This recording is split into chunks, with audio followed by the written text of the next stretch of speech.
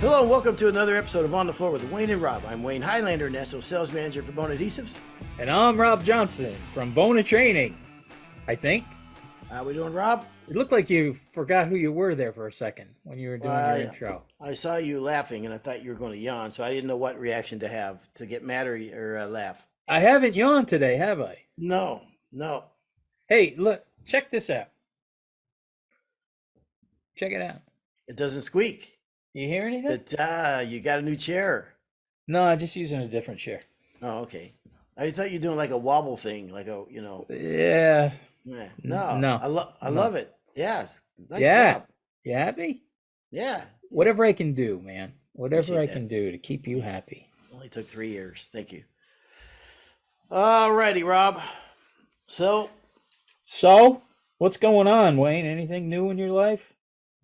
well, I was it on the 28th last week or so? We celebrated our 40th wedding anniversary, Rob. 40 years. Congratulations. Thank you very much. Yep. Congratulations. That's, Very- you know what?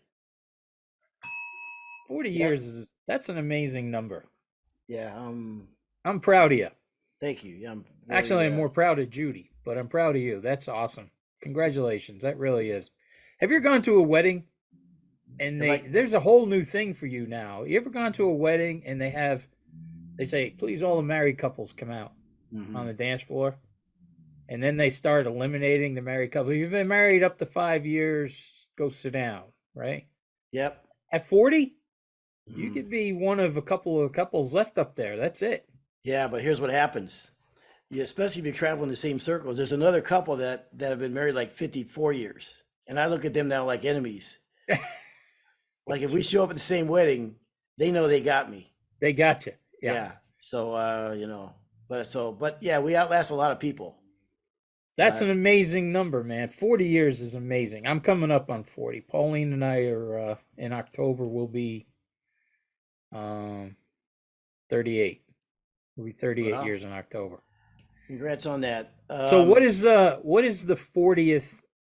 What is the 40th anniversary? What is that what do they call that? I think 50 is your golden anniversary, right? Hold on one second. Siri, what is the 40th wedding anniversary? Nothing. Siri, what is the present for a 40th wedding anniversary? Here's what I found from anniversarygifts.org.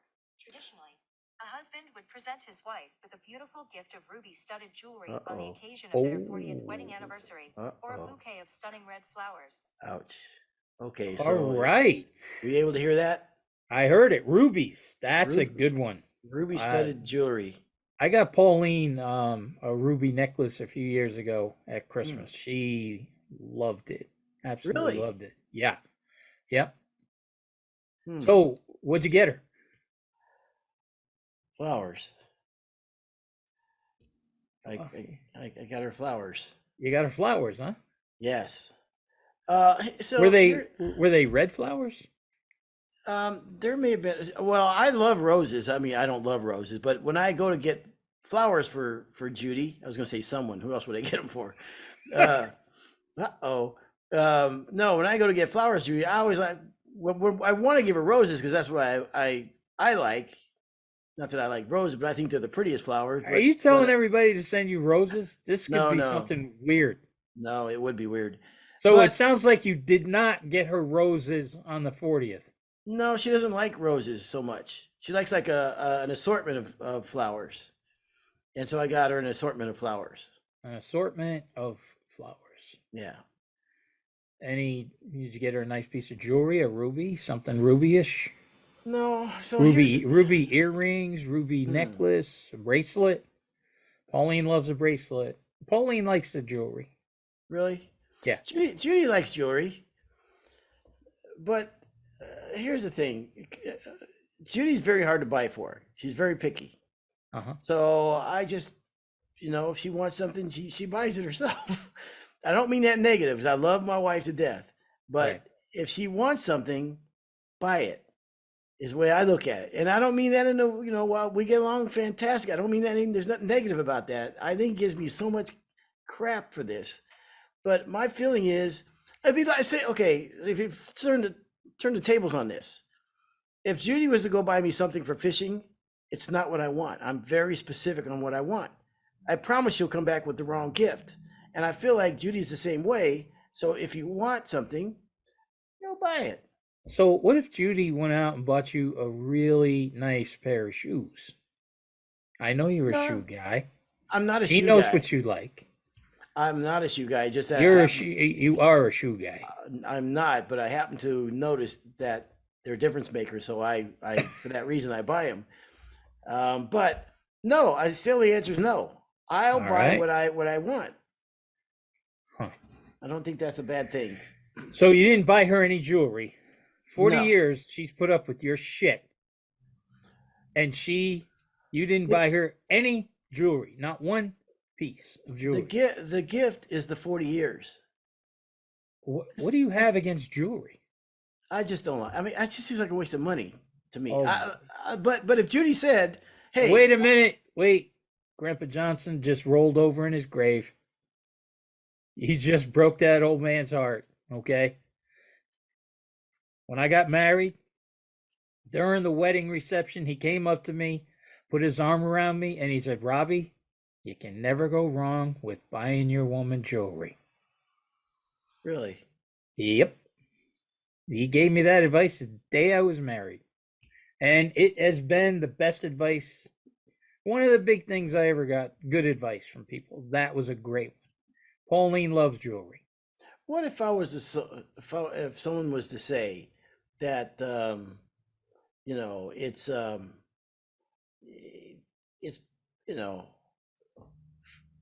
buying affection or whatever, you know what I mean?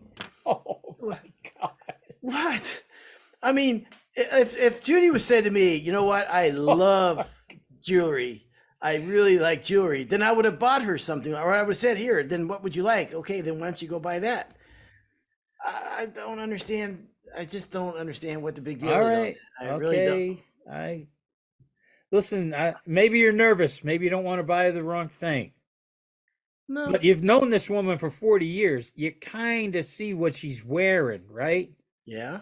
Well, there you go. So you get something in that vicinity. Nothing too wild. Judy has seen me walk out the door with fishing poles for 40 years going fishing. But I promise you, she doesn't know what pole to buy for me. So anyhow, not to drag it on any longer than that. Yeah, I guess we'll have to agree to disagree here. Yeah, you just ladies man, I guess. I just like you said, just buying my wife's affection, I guess. So simple, so easy. Sounds a little different when it comes back that way. If you would make it like that. Yeah. All right. Well, our show today is going to be on handling criticism.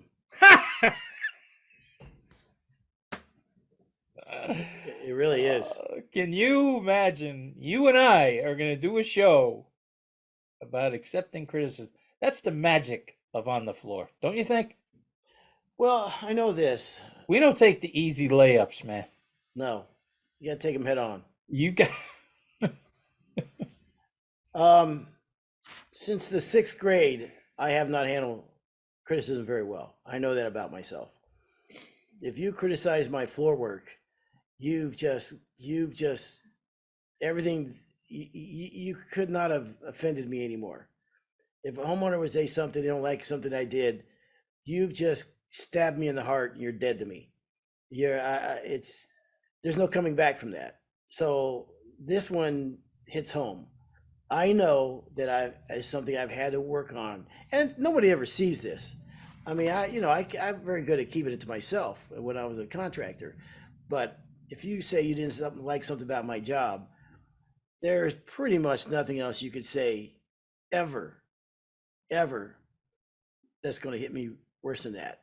So I did not take criticism very well. Now, floors, I was the same way. If somebody criticized my floor, it was like you were criticizing the way that I raised my children. Yeah. All right. It was. My kids are ugly. But you're right. But you know what's gotten even worse for me? is when you criticize my cooking. Really? Yeah. Oh, yeah.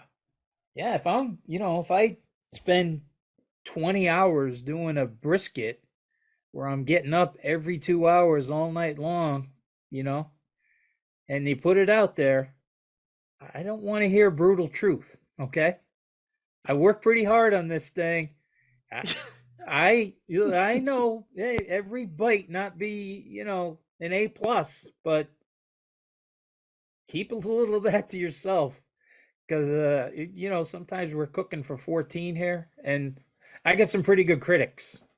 Oh, that rib was the ribs are good, a little dry, yeah, I've turned into a real, I take it so hard now. I think it's my age or something. No, you're within your rights to feel that way. 100%. I would too. If anybody takes the time to make any kind of meal for you, every single day, I want to tell you what a great guy I am and why the 40 years have been the magic that I don't have to buy jewelry. Every single meal, my wife makes me. Not that she has to, because she doesn't have. I've told her 100 times, you never need to cook for me. I can always take care of myself. But every single time she makes anything for me, I tell her it was fantastic. I go over the top on how good it was, no matter how I feel about it. And no, I shouldn't say that. No matter how dry that chicken was. She's a wonderful cook, wonderful, wonderful cook. But so anybody that criticizes your brisket, they deserve whatever they get coming to them. That's not right. You made that. You could criticize a hot dog that I make, and I'm gonna I wish I gave you the one that fell on the ground. Yeah, that kind of So maybe we can all learn something today. Okay, accepting criticism. Mm-hmm.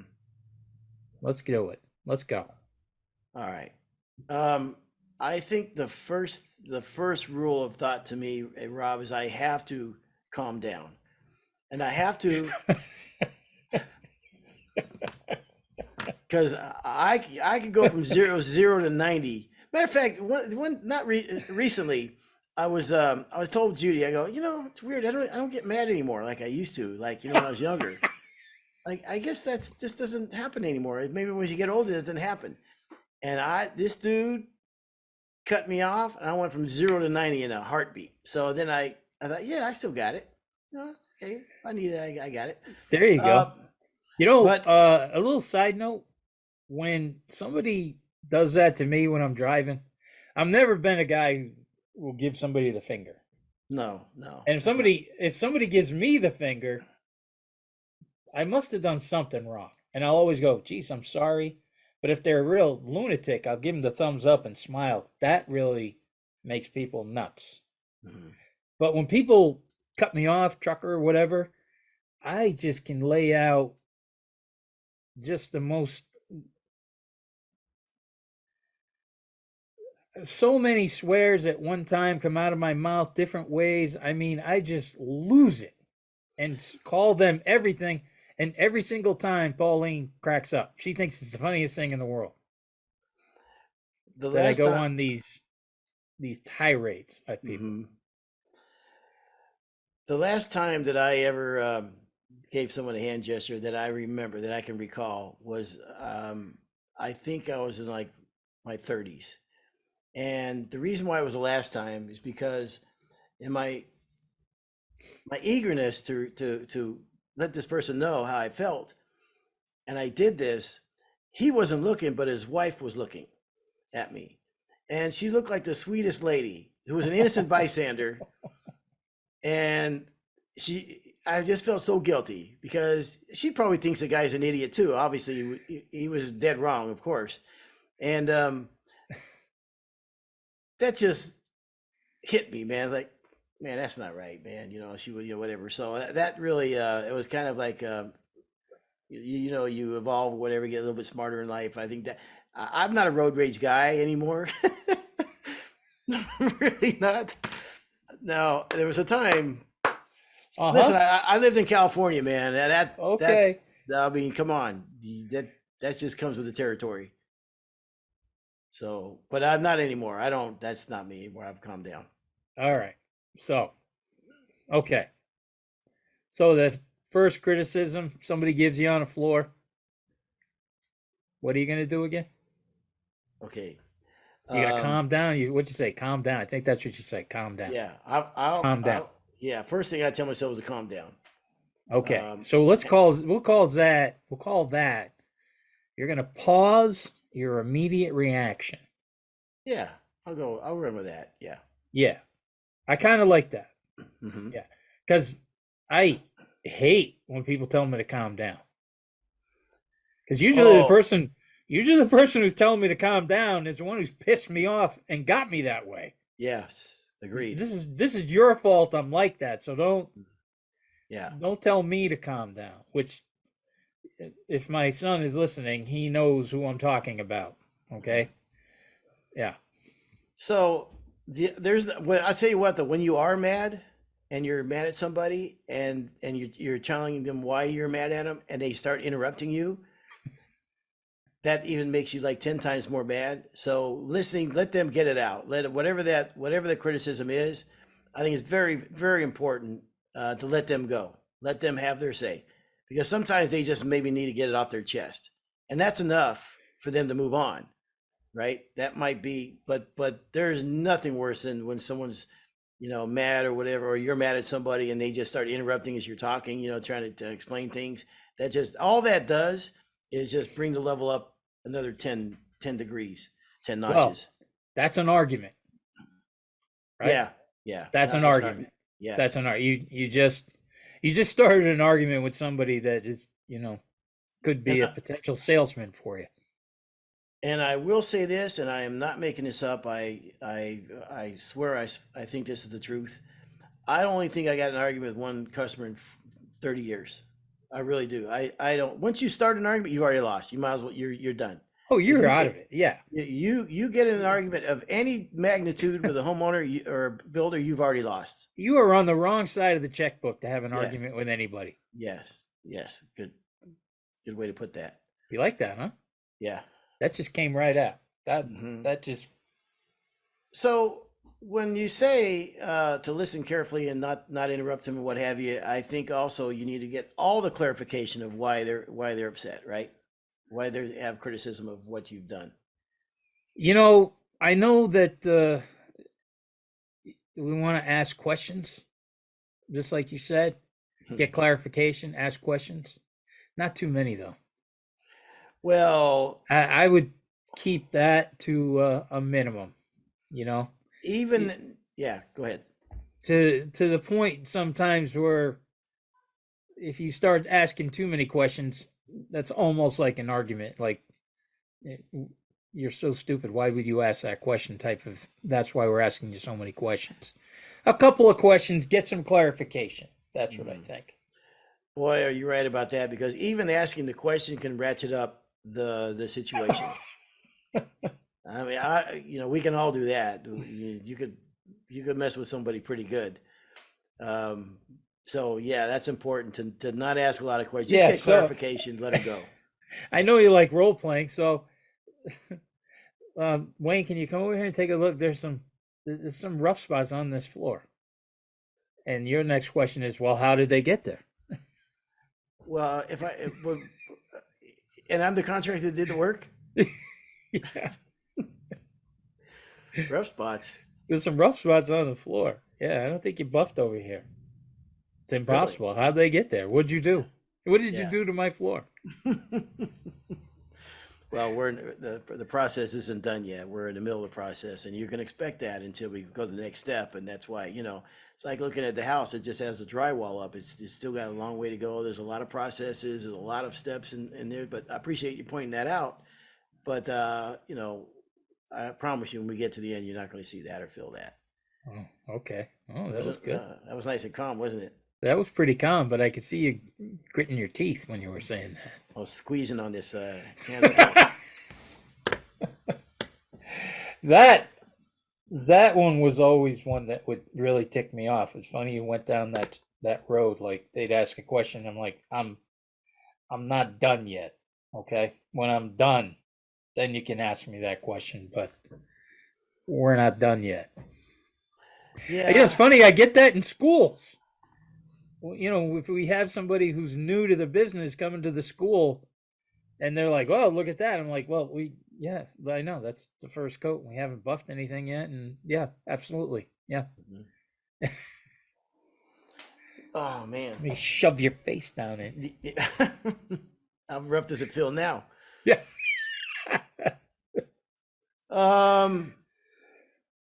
All right, so we get clarification, ask questions, avoid the argument. That's got to be the toughest one, is just to sit there, listen, and take it. You know what I think one of the biggest things you can do, one of the best, because nobody wants to lose face. So let's go with the rough floor, okay? Let's say the guy feels the floor and he goes, well, you know what? My last floors felt a lot smoother than this. These don't feel very smooth at all. Are you sure you sanded it the way it needs to be? Because, we got pretty high expectations and we really loved our floors before. They were nice and smooth. We just need to change the color. Let's say that's it. Let's say that's the criticism, right? And you know that you only got the first coat on, right? Yeah. Then when you put the second coat on, I would then go to that guy and goes, hey, Bob, I want to show you something. If you feel the floor now compared to what it was, I mean, you brought up a good point, because a lot of people think that's the way it's going to feel at the end. So so he doesn't lose face. You know what I mean?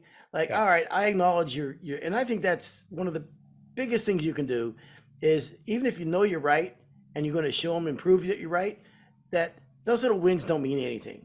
You know what I mean? Those wins can actually hurt you in the end. See, I told you it's going to be smoother. It wasn't done yet. You know what I mean? But if you go, no, look, I get it, man. I mean, you're paying a lot of money for the floor, and if that's as smooth as it was going to be, I wouldn't blame you. But yeah, this is part of the process. But yeah, I'm glad you pointed it out. The guys always want to know, blah blah blah, whatever. Oof, that's a tough one. Would you do that? Oh, 100%. That I'm okay with that. I know I'm going to be right. I'm not. The homeowner's not going to be. Yeah, right, ever. That one is one that's always bugged me a lot, though. The floor, I'm not done, and they're pointing stuff out before I'm done. So maybe that's something I got to work. I'm going to work on that. Anybody coming to the schools, don't worry about it. You ask me, and I'll try not to rub your face in it and tell you, yeah, well, I got 3 more coats to go. Yeah. So. Yeah. This is a tough one. So, accepting criticism, one of the bullets here was ask for input or solutions. So that doesn't work. In no way. No, it doesn't work on any level. That doesn't work on any level to me. I don't want any input. There's really no input, no critical input. Now, the only area this would maybe be appropriate for a homeowner is if it's not necessarily relating to the floor, but maybe the way that you guys did something in the house or something like that, because it's their home. But even that's not going to sit well. There's nothing's going to sit well with me that they say that criticism that I'm going to ever, because I always were respectful of the home. You know what I mean? I'm not sure which episode's gonna air first. This one or the Chris Freight with charging for the estimate. But here we're saying ask for input or solutions. He did say something that he does during his estimate of what did you not like about what a contractor did who worked for you, or however he worded that. Yeah. I thought that was amazing. That question right there, if you can get that question in, and I know we're saying this is about criticism, but this is also, that question also can really take a lot of criticism away. Very powerful question. Isn't it, though? Yeah, because his question was, you had tradesmen in your house before. What did you like about them? What did you not like about them? Yes. That's it. And so that heads off this type of stuff. And maybe the lesson here is the conversation beforehand, before you go down these roads. Right. Because I'm trying to think of any criticism in my career from a homeowner that was ever justified. And I don't think ever. I am dead serious. You can't tell me anything I don't know. I just can't think of anything. Oh. You can't think of one thing. Not a single one. And I will say too, we had very, very, very, very few problems. I was fortunate enough to work with my brothers, and we had good people, and we really did not have, we really just didn't have any problems. Now, not without any. I mean, you know, sometimes we would maybe get some, but it was always, to me, unfounded and unreasonable, and not justified. I got some criticism that I brought it upon myself. It was definitely my fault. She made every point in the world. And I know I've told the story on the show 100 times, but that white floor that I did, that when it opened up in the winter and she had all these black seams and everything, and she said, if you should have told us, you should have told us that this was going to happen. And I was like, wow, she's 100% right. So I should have told her. That's actually a great example. And that is, you're right. That criticism is justified. Oh, everybody hear that? Yeah, but it's directed towards you. Did we hear that? It's directed towards you, not me. It's directed towards me being wrong. Yeah. Yeah. So I think like that would be justified. I honestly, if I could think of an episode like that or an instance like that, I would 100% say it. I just can't think of anything.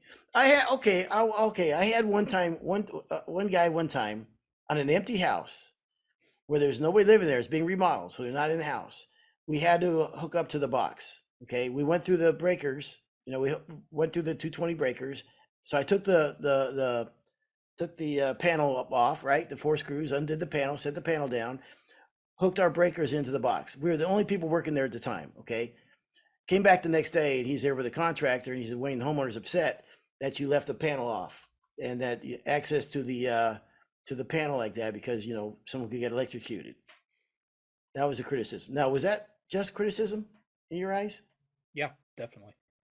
So I told him 100%. Okay. Absolutely. Okay. So here's what I told him. Oh, I can't wait to hear this. You want to know the God's truth? I'll tell you exactly what we said. I said, you know what? You're right. You're right. Now that I think about it, we should have done that. And speaking of safety, I don't think my guy should really work the weekend. We're running heavy equipment, and with fatigue and everything setting in. Now that you got me thinking about safety, that might not be the right move. You really said that. God strike me dead. You could have just left it with, "You're absolutely right. Thank you for pointing that out. I'm going to change the way I do things." You are so lucky that you got me on this job. You had to come back. That you're going to. So you gave him a little kiss, and then you gave him a slap upside the head too. Yeah. So here's the thing. The house is empty in my eyes. The house is empty. We have the only key. What you told me was the only key except for you. And we're working empty house with my people on the job. We work with these things all day, every day. And to me, I thought, you know what? I'm not accepting that. But I didn't tell them that, but I did tell them that I do think that, speaking of safety, we are running heavy equipment every day, and perhaps working 7 days, for the guys, probably not a safe thing to do. And the contractor looked at me, the homeowner lady goes, "Wayne, come on, man." I go, I'm going to work. So you don't want to show your appreciation for them pointing out something that could be a good thing for you further down the road. You know what we should have named this episode? What? Do not accept criticism. Yes. Yes. Don't accept it. Yeah, you shouldn't have to. No. That's right.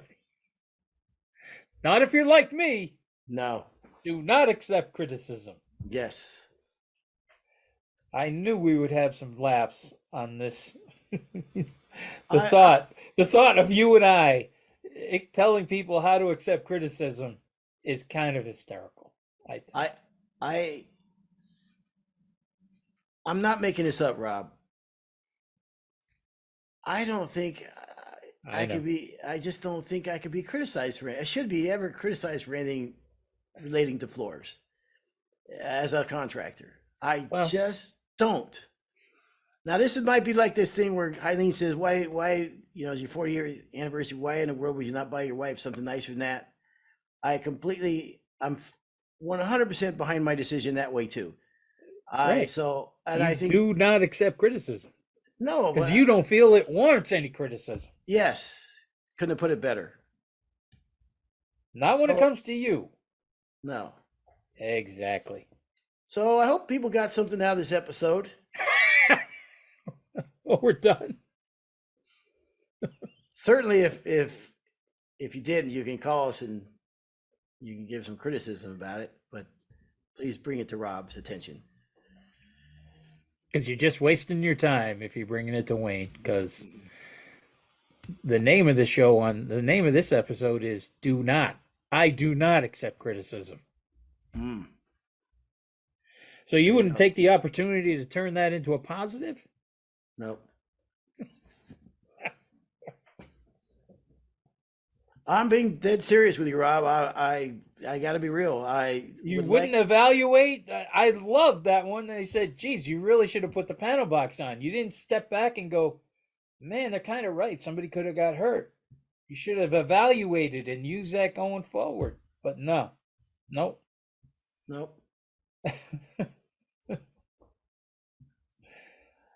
I've always when we do this podcast, I try to be as forthcoming and as honest as I can, and I don't try to flower anything up or whatever, or I don't virtue signal that I'm better at one thing or the other. So I knew when we were going to do this episode, this is going to be a little strange one because I'm shooting you the way I see it, man. One day my dad, you kind of remind me of my dad. One day he said, if you want to look me up in an encyclopedia, look under P for perfection. What kind of man would say something like that? To his kids. And he was so dead serious, too. He was absolutely dead serious. Was he talking I am listed under P for perfection. Was he talking about his floor work at the time or just in general? He was just talking about himself in general. So there's a difference. I would never everything else in my life you can criticize. 100%. What? When it comes when it doesn't pertain to work, anything else is wide open. And fishing, you can't criticize my fishing. Other than that, it is. What about your shirt? Open. Can we criticize the shirt? What's the shirt say? The shirt's beautiful. It says, Salt Life. Salt Life. Yeah. You spend a lot of time at the beach, do you? No. Isn't that what Salt Life? Isn't that what the Salt Life is? Yeah, now that you mentioned it, I'm like the last person in the world that represents Salt Life. Salt Life. A lot of time at the beach, tanning. Yeah. Bronzing up. Yeah. Yeah. Yeah. All right. Did you buy that shirt or did somebody give it to you? I bought it in San Diego because I needed a shirt on the road. And you ever done that? You end up short? Yes. Traveling and you don't have something you left behind or whatever. And yeah, this was one of those occasions. So you bought her flowers for the 40th. That was it? Just flowers? No card? I got her card. Where'd you get them? I got the card at Walmart, and I got the flowers at Food City. Was it the day of your anniversary, or was it like a couple days before? No. So, okay, here's the deal with Judy. This used to make me mad.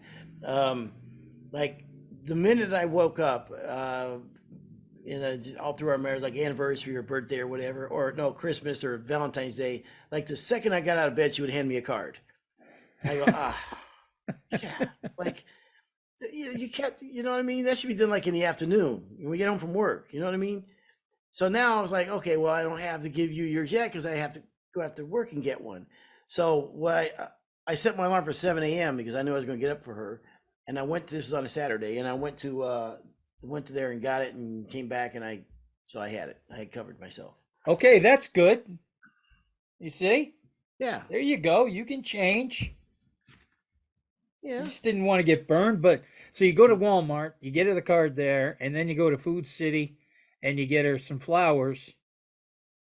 And what, a rotisserie chicken or something? You no. You bought her flowers at Food City. No florist where you live? No. What's her? What do you know her favorite flower? She likes like a bouquet of flowers, like not roses. She doesn't like roses, like a bunch of different flowers. Okay. All right. So at least you did that. Yeah. And you don't give gifts. No. You're not a gift guy. Who would I give a gift to? Okay, listen. You know what the last gift I ever gave to anybody? Can you guess who it was? Judy. It was me. You. Me. I got you an ice cream scooper. That's it. Yes, but I don't. As a rule, who would I buy gifts for? Well, you can send me more gifts. I like gifts. Well, I don't have any kids, and I'm not going to give a grown man a gift. I don't know, nor would I expect one. All right, we're getting off topic. Next one is what a surprise. All right, this show is I don't take criticism. Yeah, and I accepting criticism. Yeah. Did anything resonate in this show for you? Well, I already know certain things. Like, listen closely. That's a given. Avoid arguing. I would never argue. Like I said, in 40 or 30 years of doing floors, I think one time I ever got in an argument. So you can imagine how right I was. Get clarification. You put down. Yeah. We talk about ask for input. I don't think that's ever warranted. Evaluate changes after the conversation. Nope. We're good. I think I'm good. Yeah. I think you're changing, though. I don't even think you realize it. You got up and got her the card before she got up because you knew she was going to slap something on you. So, good man. Getting smarter. You are. Right.